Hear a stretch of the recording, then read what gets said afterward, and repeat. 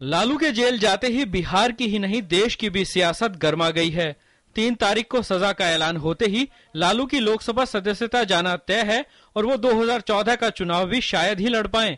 ऐसे में लालू के राजनीतिक भविष्य को लेकर सवाल खड़े होने लगे हैं। लालू मुसीबत में घिरे तो विरोधियों का हमला भी उतना ही तेज हो गया। It's a judgment for Bihar, it's a justice day for Bihar, it's a justice day for the country against corrupt politicians. तो ये बिल्कुल प्रत्याशित था और ये कोई मैंने ऐसा नहीं हुआ है कि इसकी उम्मीद लोग नहीं कर रहे थे। सब लोग मान रहे थे कि सजा होगी।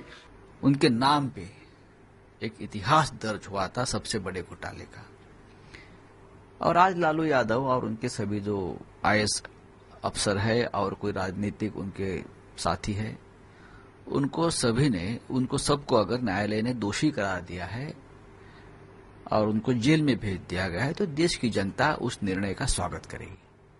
कभी लालू की सहयोगी रही लेफ्ट पार्टियों ने भी फैसले को ऐतिहासिक करार दिया। संभवतः लालू जी और उनके सहयोगी और अधिकारी कस्टोडियन की भूमिका नहीं निभा पाए और कस्टडी में सब चीजें को लेकर चले गए। लालू के सहयोगी कांग्रेस और लोक जनशक्ति पार्टी ने फैसले पर सावधानी पूर्वक प्रतिक्रिया देते हुए साफ किया कि कानून सबके लिए बराबर है। देखिए, ये एक न्यायिक प्रक्रिया है और न्यायिक प्रक्रिया के ऊपर हम लोग कोई प्रतिक्रिया देना सही नहीं समझते हैं। देखिए, राजनीति में तो अप्स एंड डाउन होते रहते हैं, ऊंचाई चढ़ाई और निचाई होता रहता है, तो उसमें ये वक्त है, ये भी टल जाएगा।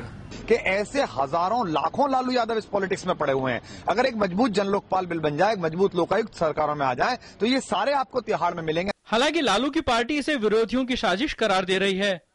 लालू जी जेल में गए तो हमारे एक एक सिपाही सभी अपनी पूरी जिम्मेदारी मानते हैं कि सब लोग मिलजुल करके इस संकट को झेल लेंगे। विरोधी भले ही तमाम हमला कर रहे हो, लेकिन लालू समर्थकों का दावा है कि लालू हर बार जेल से मजबूत होकर निकले हैं।